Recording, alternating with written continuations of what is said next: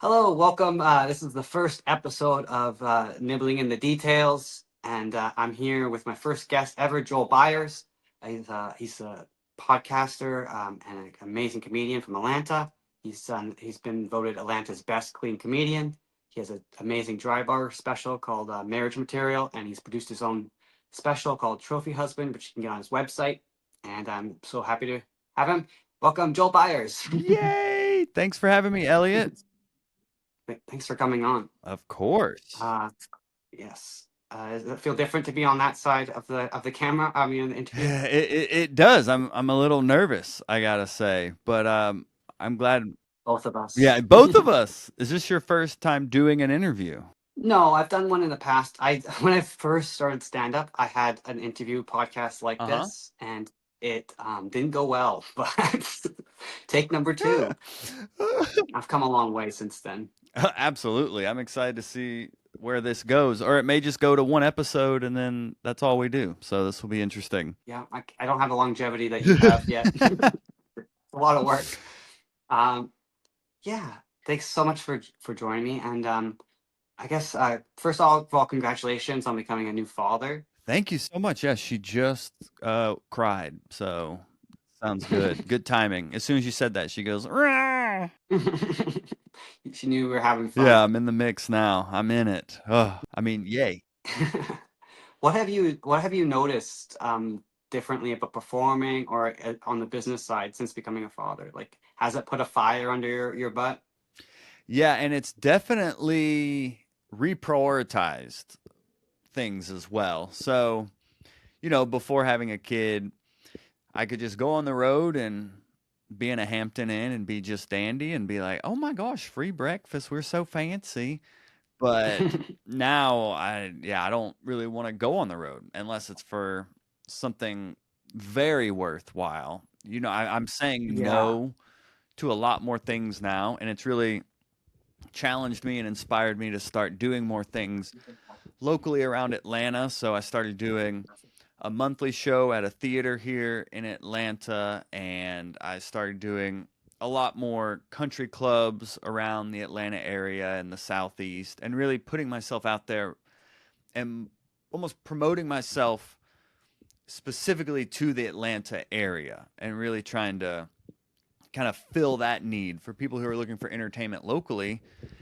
I did an 80th birthday party uh, yesterday, Elliot. So those are the Yeah. things that I'm doing now. But How'd that it go? it paid well, and those are the things I'm looking for now, and not really chasing the road as much, or even as many like vanity metrics anymore. Of just like, all right, we got to find some stability in here ASAP. Yeah, yeah. So it's like looking at more like a business and less, you want a closer business, not like, yeah. Yep, I feel exactly, that. exactly. And it's been going great. This has been my best year yet, and I've been traveling the least ever, so I'm very grateful. It's funny. Yeah. And have you noticed any difference in like your act, like just like how you perform, or is there any like less pressure that you put on yourself on stage, or is it more pressure? Um, Not necessarily more pressure. I'm obviously working on a lot of new stuff about being a new dad and things like that, and a lot of the content I'm creating now is more geared in that direction and Hmm. creating content for kind of that people can relate to that are going through what I'm going through, couples, married people, things like that. So it has definitely changed probably what I'm focusing on in terms of material, and also it changes the context of your material too. I mean, now that I'm a dad, all of my material kind of comes through that context. So anything I say is from the point of view of a dad. Even if what I'm talking about isn't parenthood, the audience now sees me as a dad. So even like when you talk about being a dad, and then, yeah, Hmm. like surprising, right? Like people wouldn't expect you have two kids, right? Yes. Yes. So people would not expect that, but you can play with that and how you look versus how your life is a funny contrast you play on. So I'm looking for those new angles as well. Yeah, it's fun because it opens up a whole new avenue. Hmm. I felt when I first had my kids, it was kind of a relief in a way. Like I didn't when I was starting comedy, I wanted comedy to be everything. I needed to be funny, you know. And then as soon as I had kids, I was like, oh, I don't need to be funny anymore.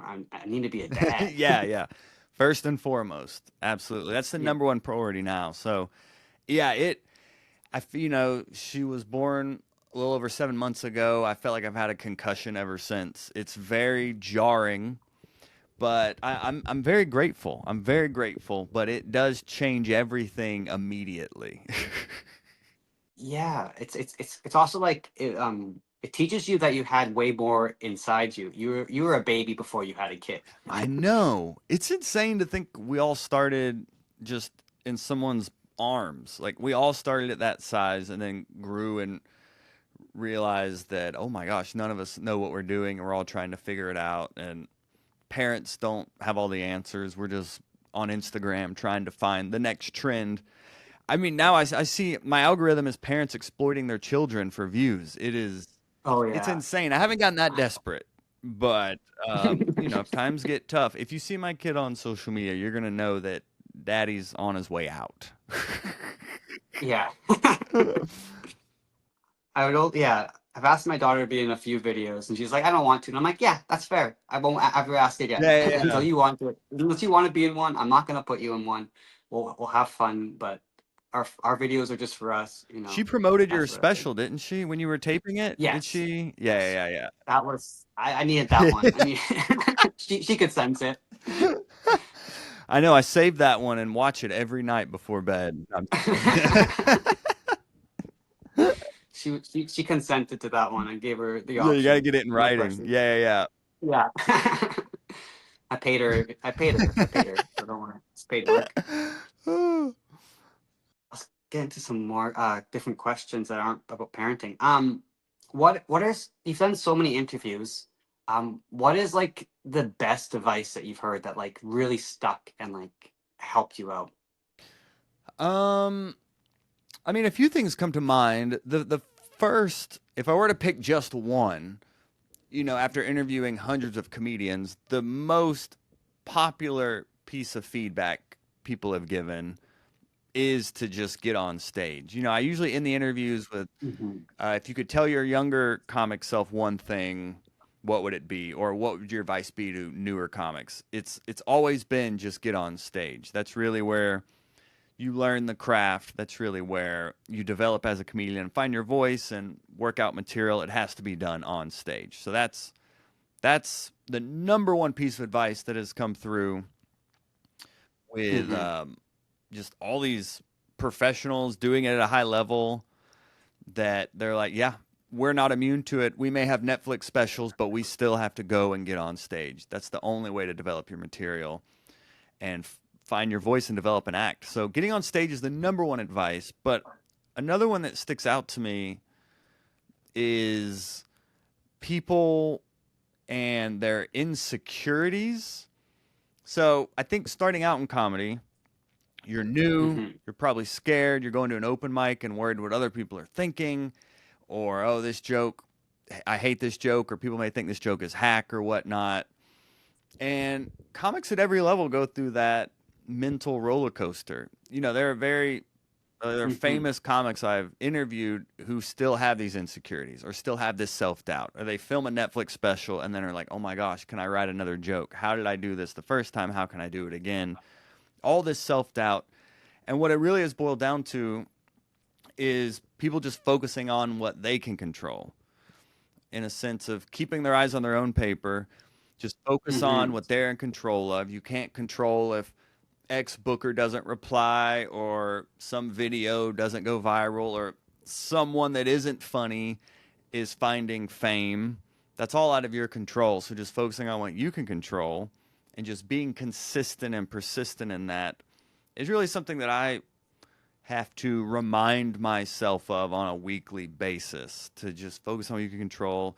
Don't worry about what isn't working. Focus, okay, what is working? A lot of times it's kind of like rubbernecking on the highway, where everyone slows down to look at the wreck, because we all like, it's like, that's why social media thrives on negativity. We all just Yeah. instinctually revert to that. But if you can just kind of keep your eyes on the road and just keep going forward and not get distracted by things that aren't working for you or making your life better, but are only taking away from what actually is working, then that's when I really started to find a lot more momentum. Was, well, okay, cool for them, or that's fine that this person didn't book me regardless of me asking them 5 times, or me seeing them at a show and then them saying, "Oh my gosh, email me right now and I'll get back to you," and then they never do. That kind of stuff. All that's out of our control. So just focus on what you can Yeah. control, and that's really something that I live by and have to remind myself of. I mean, weekly, probably daily, to be honest. Yeah, that's an amazing part that you don't realize when you first start, is that the most of the battle isn't even the writing, it isn't the stage. It's like the battle in your own head, Yeah. like just getting envious, getting jealous, or getting depressed because something's not happening. It's like, and then it's mostly battling those emotions. Mm-hmm. Yep. And someone, you may have been doing this twice as long as someone, but they seem to be, quote, getting further. Like, that's another thing from interviewing so many comics. There is not one specific way that people have made it. Every single person has made it a different way. There is not one Hmm. track where, oh, just follow X, Y, and Z, and then you'll be fine. Everyone has their own journey in this game. Yeah, and I think you gotta enjoy just the writing, like, because you don't know if you're gonna make it or not. Like, it's kind of out of your control for the most Mhm. part. You can do what you need to do, but other than that, if you never get that break, you might not, right? Yeah, the only way to make it is to never quit. And then eventually something, I mean, I think Nate Bargatze had been doing it over 20 years before now. I think he grossed over 80 million last year. So, little Yeah. things like that. Well, that gives you, yeah, you can either, all these different things that you see other people get, it can either give you like envy, or you can use that as motivation. Like, they've built the roadmap. Hmm. Like, you might be able to not follow them exactly, but the steps are there. Like, someone else was able to achieve that. It's Yeah. achievable. Yeah, exactly. And even seeing someone like Nate building success with a clean brand. And he even said Hmm. when I interviewed him on the podcast of it's good to see people make it like from in your peer group. It's good to see that because then you realize, oh, it's possible. They're just a person and they just stuck with it and eventually it paid off. So it's good to have that perspective and that proximity to people where you can learn and see, oh, okay, well, I mean, I remember when they were bombing at open mics for years and now look where they are. So anything's possible. So seeing Nate build such a big brand on clean comedy, I'm now thinking, oh, well, if I could just even have 1% of that 80 million that he grossed, I'm doing great. So it's definitely added Yes. that perspective for me as well. And you like putting a lot of emphasis on clean comedy. Do you think that, I guess that's a great avenue for comedians, that a lot of comedians don't actually go down. Yeah, or want to, because a lot of times clean people assume it's not funny or that it's hacky or hokey. So there has been a Hmm. stigma for a long time around people saying that they're clean or not. And I've heard so many clean comics be like, well, I never tell people I'm clean. I just like it to be a pleasant surprise for them. And it's not like I go Yeah. on stage and say, like, all right, here comes some clean comedy. But Hmm. if people go to my social media or they go to my website, specifically, you will see it says like clean comedy, corporate events, fundraisers, etc. Like my website is branded. So if someone is, I mean, this is crazy. I booked a gig recently at a country club because they Googled clean comedians in Georgia, and the AI summary had me the first comic on the list. So Oh, that's they amazing. didn't even go and scroll through Google or anything. They just the first AI summary of clean comedian in Georgia, I was the number one. So they emailed me and then booked me. So Gemini is on your side. yeah, exactly. So Did Gemini get a cut? it's it's proven to be a good business decision for me, which is what we talked about with a baby. It's like you got to figure it out now. There's no more self being self-conscious about, well, I don't know, people are going to hear clean and think that I'm not funny or Yeah. whatever. It's like, whatever, cool for them if they don't. I just Hmm. know what I can do and the work I can put in, even though I am clean. And it's been a great business decision for me that just started as what I was naturally attracted to. I was naturally clean. I look like a Hmm. youth pastor. I can't really be You can't even do a dirty. dirty joke. It disappoints people if I even try to be dirty or whatever, and that's just not really where I what I find humor in. And other comics, even if they're not clean, they can be clean. There's ways to be clean, and I just interviewed Caitlin Palufo about this, who is arguably one of the dirtier comics in comedy. Like, she's very dirty, but she talks about when she opens up for Fortune Feimster, she has to be clean. So she has figured out Mhm. ways of instead of saying she effed a dude, she dated a dude. And then the joke is just as funny, and she's not cussing, and now she can go open for Fortune Feimster. So little switches like that. Mhm. Every comic can be clean. There are ways for you to be clean, even if you're not quote clean. There are tricks and like little techniques you can use just to clean up a joke. So when a gig does come along, you can say yes to it. Because I think what really inspired me to start teaching clean comedy to comics more now is because I did meet a comic who turned down a $500 gig because they didn't couldn't do 10 minutes of clean material. And I'm like, do someone else's jokes. Like $500 for 10 minutes? Like, so Right, so not fair. yeah, Yeah. I mean, it was kind of heartbreaking to hear that because I was like, dude, you could be clean for 10 minutes. It's not as hard and intimidating as you think, or as lame. You can still be clean in your voice. Yeah, I've tried to be. I've never been like a dirty comedian, but I'm not clean. But I'm trying to definitely over the years been aiming more and more for clean. Just if you start a joke clean, then it's way easier, right?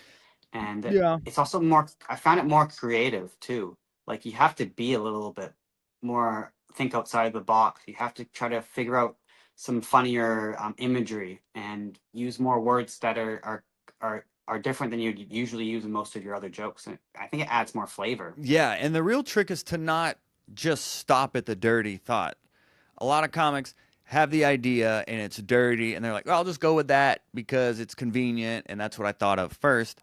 But really the trick to writing clean comedy is it's not right it's not writing dirty, it's just not stopping at the dirty thought.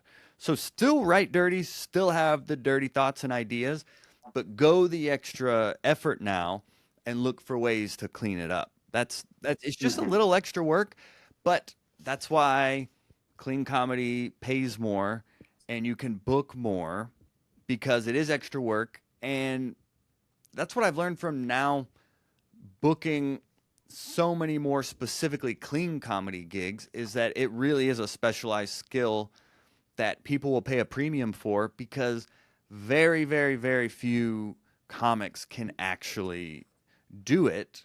In their heads, Hmm. they don't think they can do it, but I believe any comic can clean up. I mean, any. Now, some people be like, "Well, what about?" But most comics can clean up most of their jokes. Not everything can be cleaned up, but you can clean up enough to say yes to a clean gig that pays well. Talking about that, it's like, do you believe that if when comedians are trying to get better, should they should they focus only on what they're already good at, or should they focus on all the things that they're bad at as well and try to like should they try to even everything so it's like they're like an eight out of everything, or do they just go like should they just be like I'm all in on clean comedy, that's what I'm only gonna do, I'm not gonna do any crowd work, I'm just gonna hammer joke joke joke.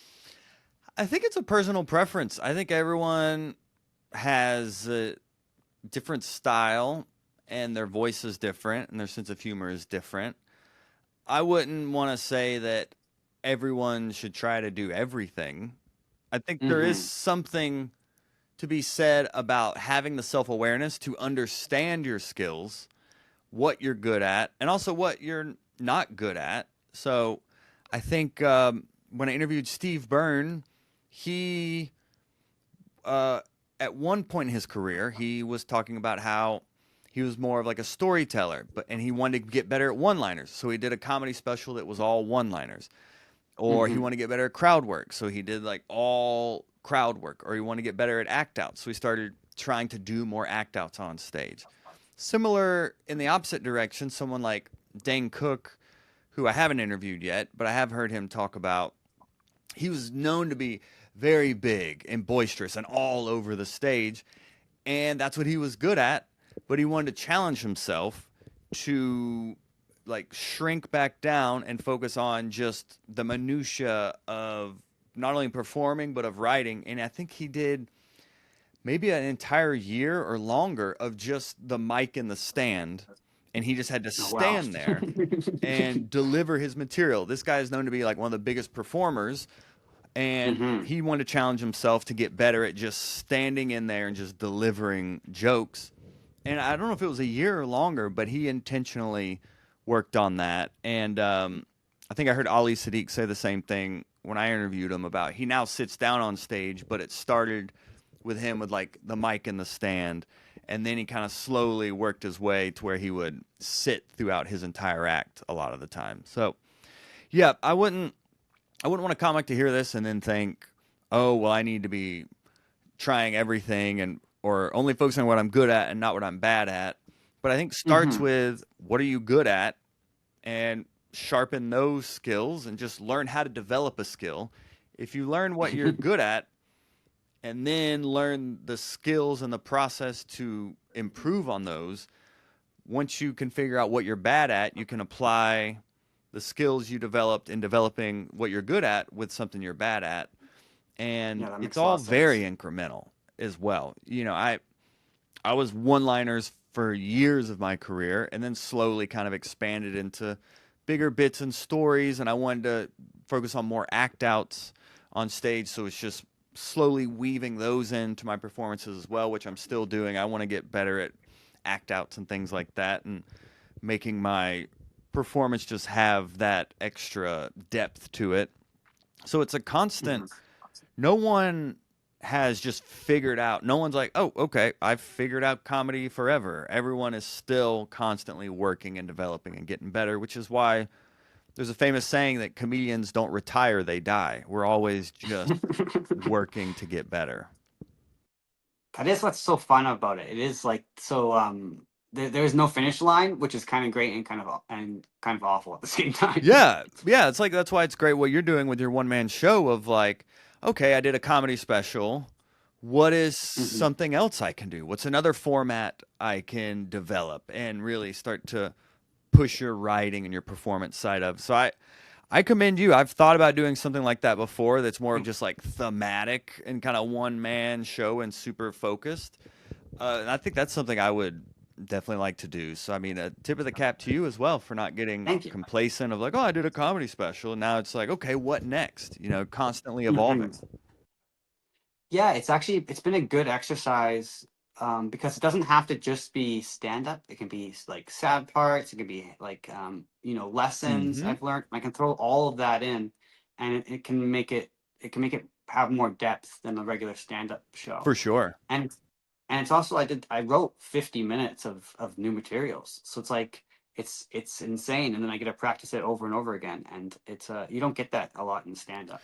Yeah. And it's probably, I mean, it's not easy, but it is probably, it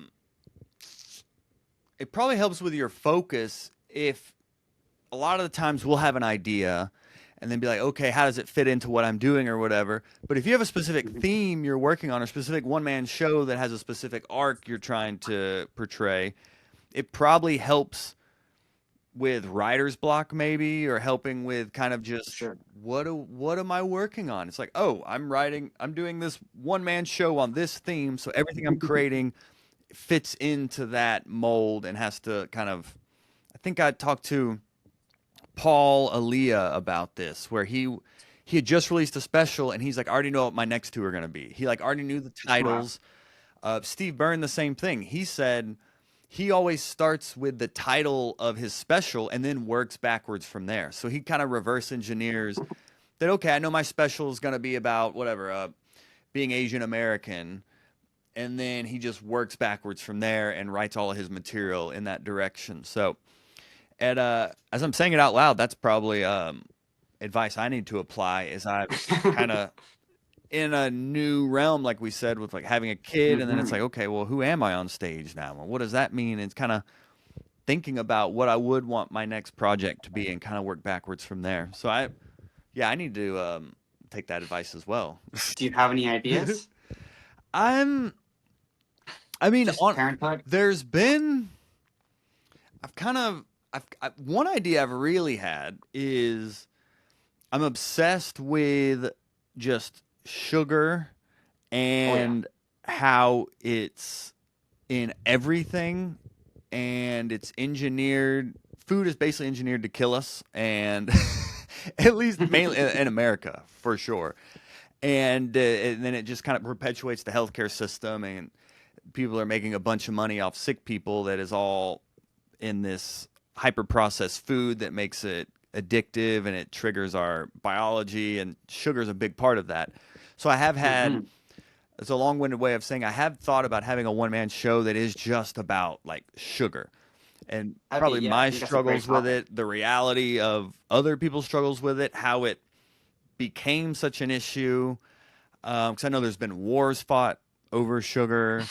Like there's a lot that goes into it. So I have thought about just doing a one-man Hmm. show just about that topic, or maybe not a one-man show, but just like a comedy special, maybe a one-man show though, just based on that theme of just like Yeah, sugar. that's a perfect show for a fringe, I Uh think. huh. Like, yeah, because yeah, you could easily write an hour about that and then cut it down to 40 minutes and film it and boom.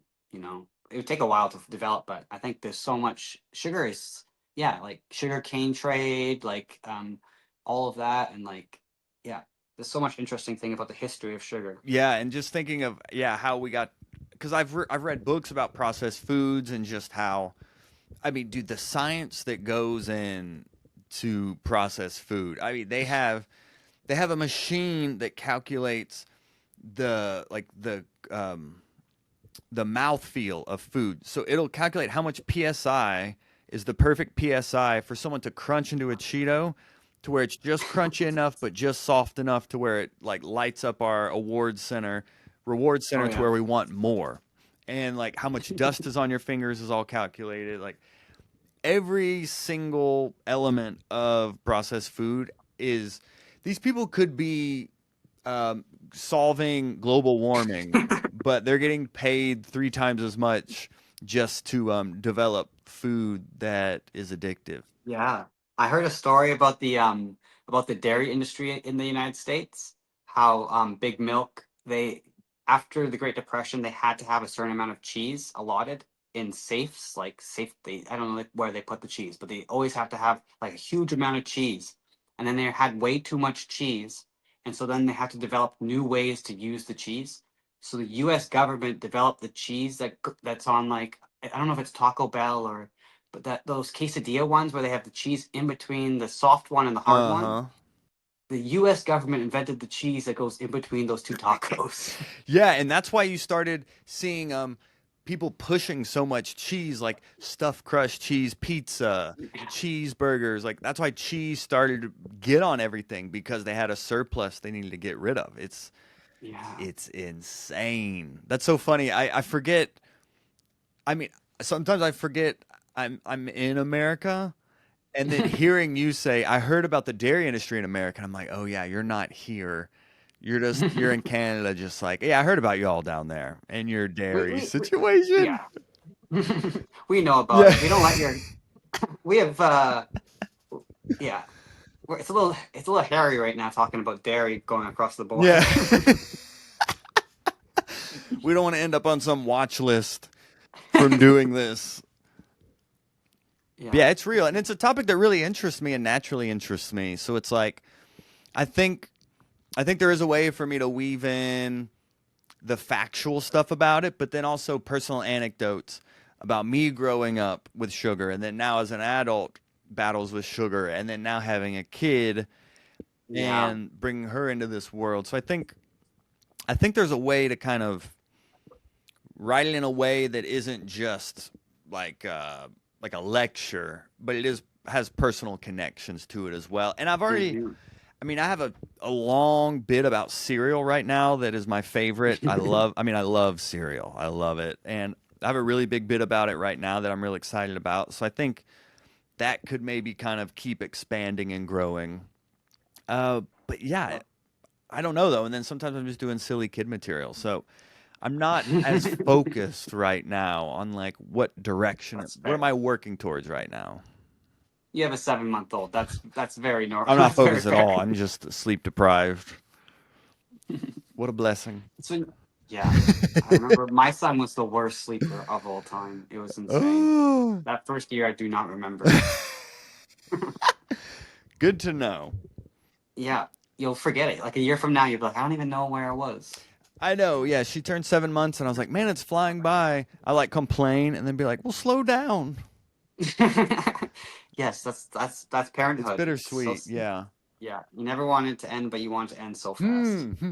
Hmm. um, do you, when you're writing jokes, and you're trying to create like a great joke, do you think that it has to just start as a great joke, or do you think you can take a good joke and improve it, or do you think that specific jokes have like plateaus, like they have ceilings? A lot of my favorite jokes didn't even start out as funny. It just started out as interesting. It Okay. started as something that I was intrigued by, like we were talking about with sugar. It was just something that I found interesting and was willing to put in the work to find the funny angle on it. Or I know something's funny here, I just don't know what yet. Like, I mean, I have a joke about crying at my wedding. So I knew there's something funny from this, I just didn't know the angle yet. So a lot of my material isn't like, oh, genius, haha, this is immediately funny. It's more like, I talk about this on my podcast, but I do believe our sense of humor is a sixth sense. I do believe it's like a spidey sense we have to where something within us is just kind of tickling, saying, there's something here. I don't know what it is yet. I may not figure it out this year. It may take me 10 years to figure out what's funny about this, but I know there's something here.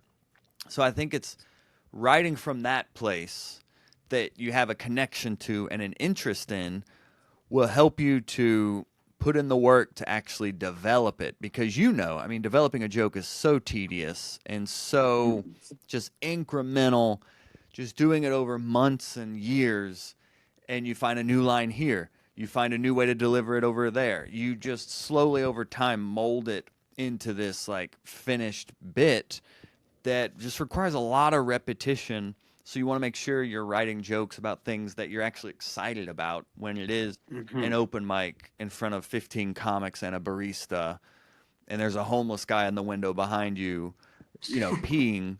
You want to make sure that you're still delivering the material with enthusiasm. So nothing ever starts, I won't say nothing, but most things aren't funny immediately out of the gate. But Mhm. sometimes a joke will plateau to where it kills for months and then all of a sudden it just stops working. And it's sad and infuriating. And I've asked comics about this for years. And Mhm. sometimes it's, you just got to go back and listen to how you delivered it. Maybe your delivery is different. Maybe how you're setting it up is different. Maybe where it is in your set is different. All those things can play into how the joke hits on stage or misses on stage, just those little factors. And sometimes you're even subconsciously, it's something you've been doing a lot and you're just kind of not delivering it with the same enthusiasm, and Yeah. the audience can feel the difference. So it's not You necessarily, lost the twinkle. yeah, exactly. There is that magic to a joke that the audience wants to hear and feel that, oh, this is the first time they're saying this, or they're just having conversation with us. Mhm. And if you do a joke a lot, sometimes it can lose that luster and that effect. So it's not that you delete the joke, you just shelve it and put it to the side and revisit it in a few months or a few years and kind of dust it off and maybe find a bright new angle on it, or it just kind of fades into the ether. But yeah, I have a joke right now about growing up husky that used to kill, and I thought this is my I just found it. This is my next opus, and it's slowly over time just gotten less and less funny. It Oh yeah. slowly has faded away, So and weird. then you think that glimmer's still there. And one of my comic friends was just like, just stop doing it for a little while. Just stop saying it, put it to the side, and come back to it. And I've kind of listened to that, but I'm still trying to shoehorn it in there. I'm still like, no, it's here. I got it. But no one's immune to that. At every level, we all go through those ups and downs of a joke, and the development and the rise and the plateaus and that spark of excitement you have when you first start it. So everyone at all levels goes through that. Yeah. I love that moment when you're in a show and you can just naturally throw in one of those old jokes that doesn't really work anymore, but this is the perfect moment for it. And you throw it in and it crushes and you're like, yes, I'm so glad I had that in my back For pocket. sure. Oh, yeah, yeah, yeah. Or if you're doing an 80th birthday party and you're just trying to survive, and Yeah. you're like, oh, I wrote this 10 years ago. We'll throw that up there, you know? Yeah. Anybody in here have a sweaty Yeah. ass? That's mine. That's mine. When a gig's not going well, I throw that in. It always works, but That's yeah. hilarious. Yeah, this was a gig. I mean, it didn't go bad, but it's just not, a birthday party is not, people didn't know it was happening. People were receptive. Hmm. Like, it didn't go bad, but it was a long room. I'm showing up in between dinner and cake to do, fortunately, they wanted me to do 30, and I was like, I'll do 15. You don't want me to do 30, I promise you. Save money though, right? Oh, yeah, yeah, yeah, yeah, yeah. I said, I'm doing half the time, and I want you to pay me 3 times as much. Because I really didn't want to do it, but I was Uh-huh. like, sometimes if I don't want to do a gig, I'll just throw out a number that I don't think they'll say yes to. And sometimes they actually say yes. So it's like, what's the worst that could happen? Like, you say a big number and they say, oh, we can't do that. And you're like, oh, okay, fine. Good. I didn't want to do that anyway. Or they say yes and you're like, oh, no. Fine. Fine. I'll do it. Yeah, but, for the money. But it was actually a lot of fun. And it was a lady's 80th birthday party. And it was just, it was such a fun event. People flew in for her birthday party. It was like kind of a big celebration of her life that I was happy to be a part of in the end.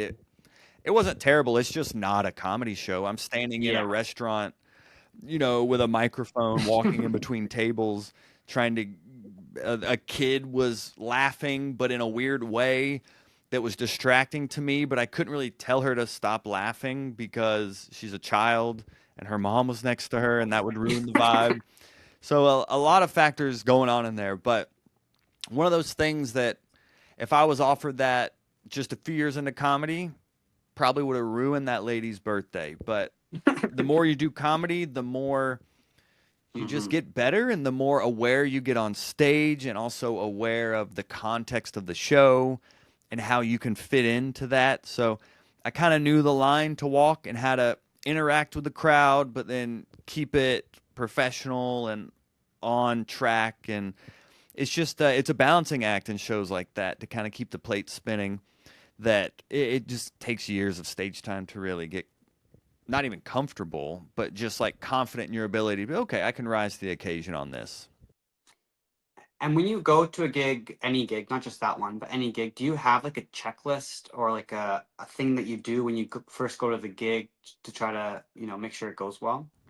Yeah, I mean, I make a set list for every single show I've ever done, and I always look at the audience. And my pre-show ritual is basically kind of looking at the audience. Who is it? Is it date night? Is there a bachelorette party over here? Just what is the makeup of the audience? What is the day? What is the time? Is it a Tuesday at 11 or a Friday at 7 at a comedy club versus doing it at some random bar on a Tuesday? It's also, is it a free show versus a paid show? That can kind of affect the temperament of the audience and how much they're invested in the show. And I Hmm. also will write affirmations in my set list. I'll write like have fun, smile, be Hmm. silly. These are things that I do every show. I write just to make sure that I'm constantly reminding myself. And even just kind of staying focused on the task at hand. I'm not really socializing. I'm not really being silly. I try to save that for the stage. And even on the way to the show, I'm not listening to music. I'm not getting hyped up. I'm almost trying to pent up that um, energy of kind of almost I'm kind of trapping myself in this silence to be like, okay, when I get on stage, I can get all this energy out. I Hmm. try to preserve it and save it in different ways. I may work on my set on the way to a show, but I'm not really like trying to just get all hyped and in the zone or whatever in that sense. I'm more of just trying to remain calm and focused and just kind of intentional about the job I'm about to go do. And that's kind of the Yeah. pre-show ritual I've had for years now that just kind of works for me and kind of keeps me on track. Everyone's different. Some people are, hanging out and being silly and all that before shows, but I can't I've do never done that. that. Yeah, I always just try to save it for the show, really. Yeah, I'll be chatty after. I can't before. I'm a yeah.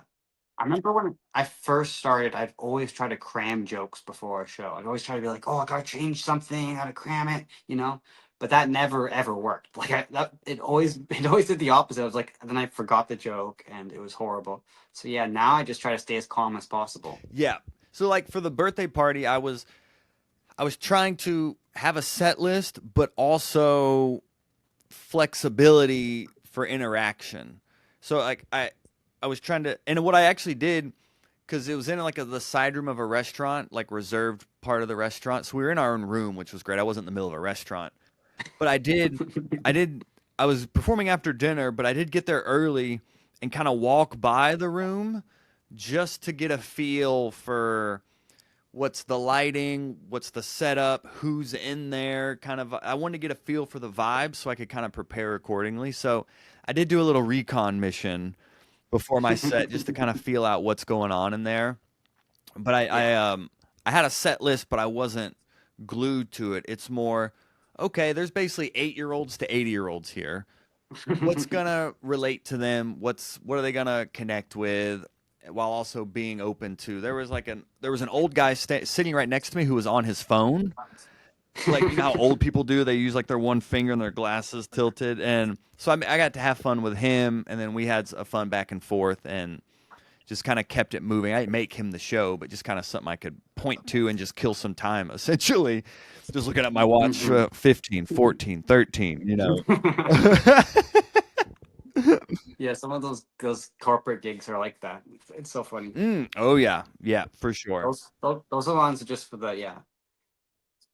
Those aren't the ones where you get in the zone and it's fun and you're off the cuff, but Yeah, they can be I fun. always just try what helps me the most pre-show, whether it is like a corporate event or like a comedy club or anything, it is thinking about who are these people and how did they get there and why Hmm. are they there? And basically, so if it's a corporate event, it may be a mandatory holiday party that they just want to go get drunk, but they have a comedian coming up in the middle of all this. Like I always try to prepare the show based on that specific audience.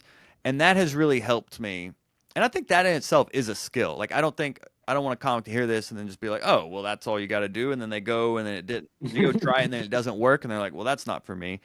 I think that is a skill within itself, but I do think the more you can understand the audience you're performing for, I think the more relatable you can be and the more you can connect with them because the big thing I've learned is comedy is all about connection. At the end of the day, you're trying to find Hmm. ways to connect with this specific audience. So if it's an early show, like a 6 p.m. show, I always make jokes about that first because I love early shows. Or if there's kids there, I'll make sure to address kind of that elephant in the room. I always am looking for ways how can I connect with this audience as quick as possible and build their trust that we're gonna have fun. No matter what. Yeah. It's coming and it also helps you come with a positive attitude. Like I feel like that's such a big part of it. Like nowadays I feel like I can make any size audience laugh. Like two people or like 1,000 people because I know I have like have that attitude where it's like I can entertain these people. I know I can do it. Even if it doesn't go the best, I'm gonna connect with them on something, Yep. you know. Yep, for sure. That's a great mentality to have for sure. It's a never quit mentality. I think one early lesson I learned, I was featuring for a headliner at a comedy club, and it just wasn't going great. I was missing, my jokes were missing. I didn't know how to pivot. I didn't know how to even listen. A lot early on, you're just trying to get your jokes out. You're in your own Hmm. head listening to your own jokes or just trying to get through this and remember everything. But a big part of connecting with the audience is listening to them and what feedback are they giving you when you're talking to them. And I was just blind. I was blind and deaf to all of that. I was just up there just trying to figure out how I could do my material in a way that connects with them. But I didn't. I did my set and I stood up there, sweaty back and all. And the headline, I mean, I walked in the green room and just, I wanted to die. You know, when you bomb, Yeah. you want to quit comedy and it's over. And I like just flailed against the wall and was like, oh, I'm quitting comedy. And the headliner was like, no, he's like, you didn't quit. He's like, that's Yeah. what comedy is. You didn't quit. You didn't yell at the audience. You didn't blame them. You didn't address that a joke wasn't working. He's like, you stood up there and you delivered. He's like, that's the job of comedy. And from that point on, Mhm. it really helped me in those moments to where maybe one joke misses early on in my career. I would be like, oh, y'all didn't like that one, or oh, okay, well, I guess this whole set's going to be bad because that joke missed. It's like, no, just move on to the next one. Just keep Yes. moving forward. And that's really helped me to kind of attack the stage with that mentality of just that persistence. Okay, I'll get them with the next one. I'll get them with the next one. And it's a muscle you develop over years and years.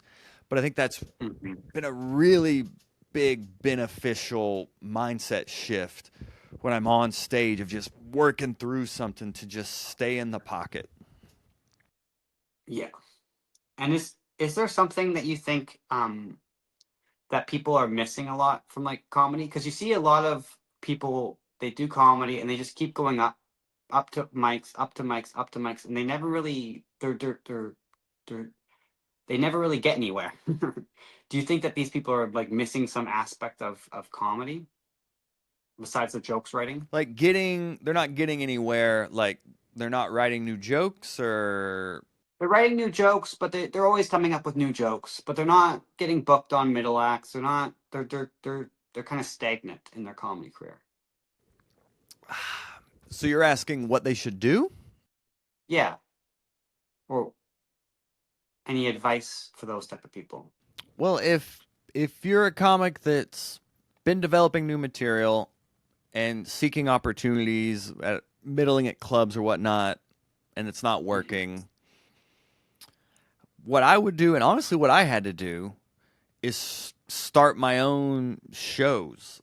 I started Mhm. my own podcast. That was one thing I did over 10 years ago, but I started producing my own shows. And that started one, it taught me more about the business side of comedy, and it also put me on the radar of other bookers. So if someone sees Yeah. you booking a show, it's almost like a bargaining chip in a way. It's like you book me, I book you type deal. Now, of course, if anyone books you because you're booking a show, that's out of your control. But if you put on a really good show and you just kind of let your work speak for itself, then I have found opportunities just from doing that. But it is Hmm. a tough thing. There's no guarantee. It's not like, okay, I'll start my own shows and then people start booking me on their shows. That's not Yeah. guaranteed at all.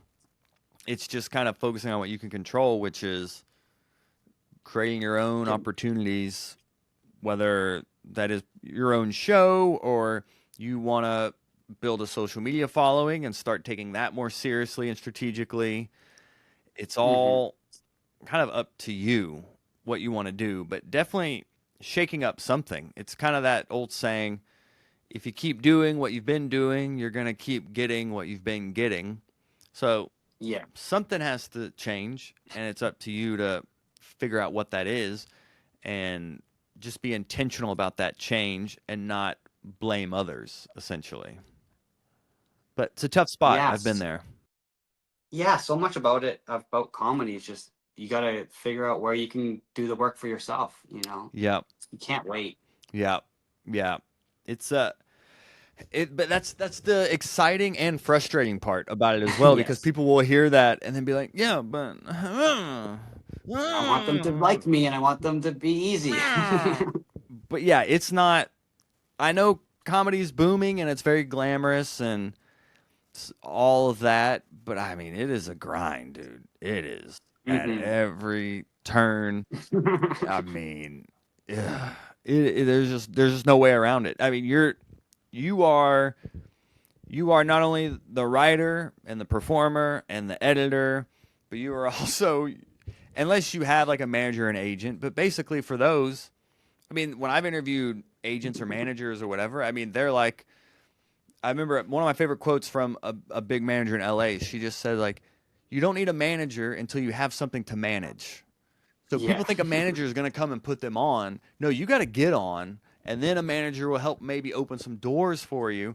But And it'd probably just be more work after yeah, that. now more than ever, it's all on us, and then people will see that and want to hitch onto your wagon, if you will, once they see that you've built something. But yeah, you gotta build it yourself, which is the exciting and also intimidating part. That it's kind of up to Mhm. you to figure out what you want, and then go out there and create it.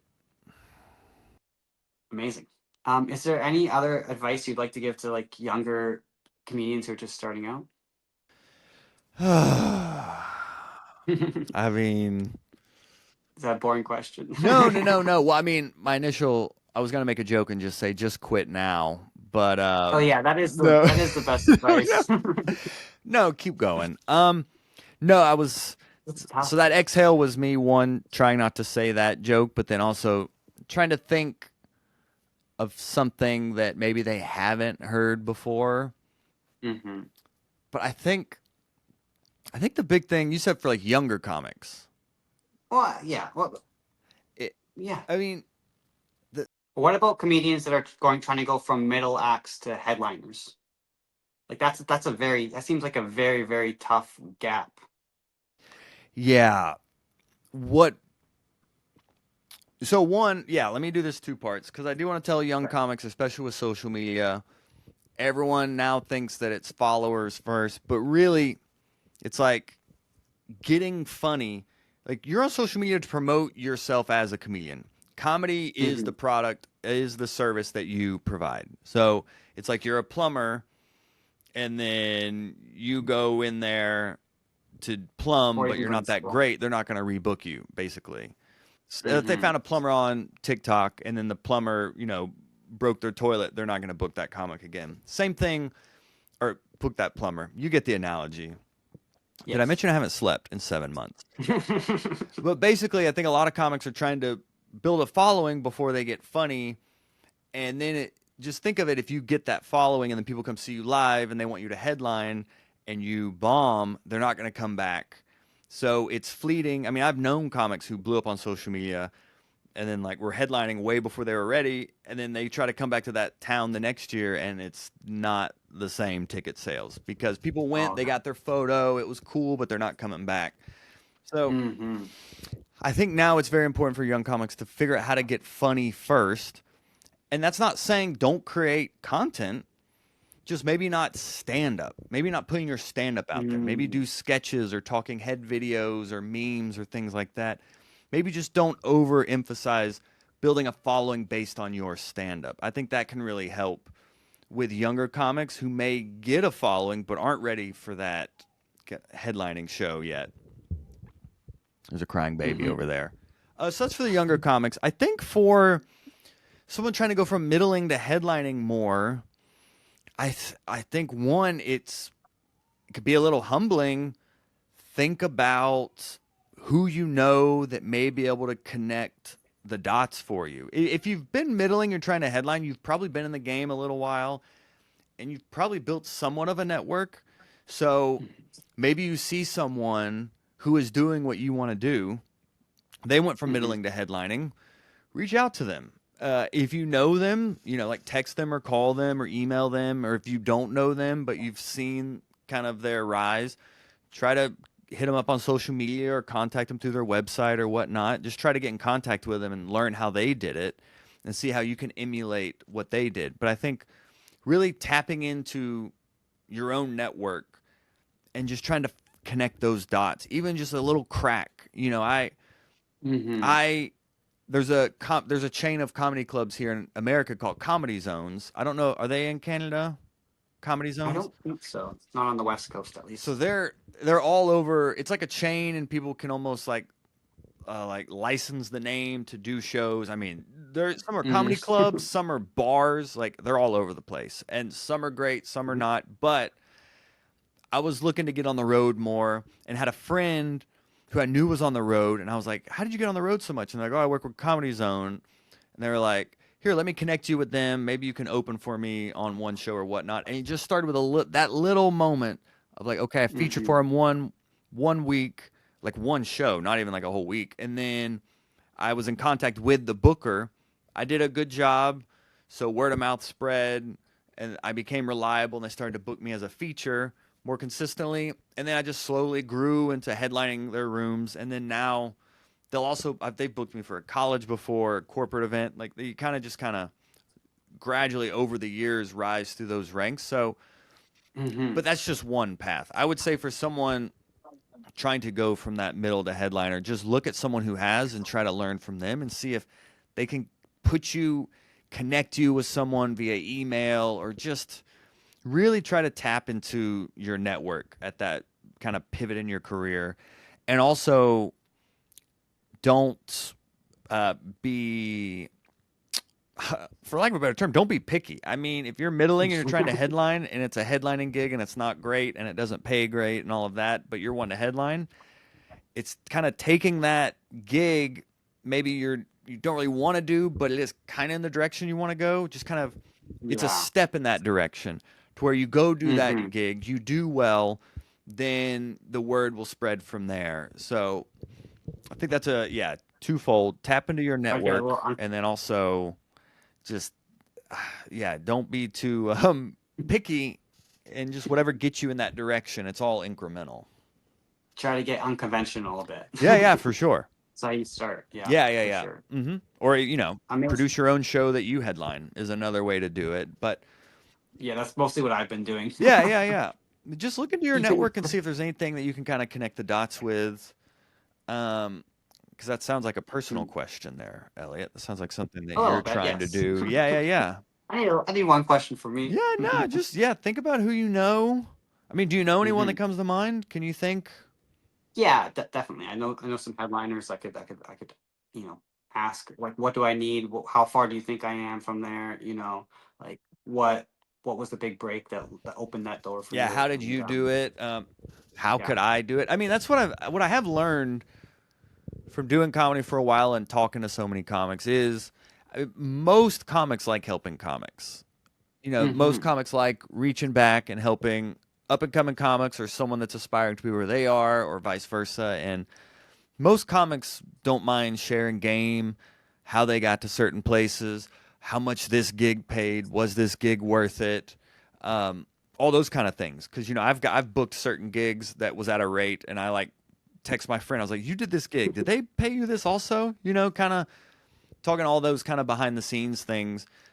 Most comics aren't gonna mind sharing that kind of insight. So Hmm. really, um, That's yeah. just kind of tap in and get out of your comfort zone, and just don't be afraid to be vulnerable and just talk to these people. Even if you don't know them that well, you're a grinding comic that is trying to level up their career, and these comics will recognize that for sure. Yeah.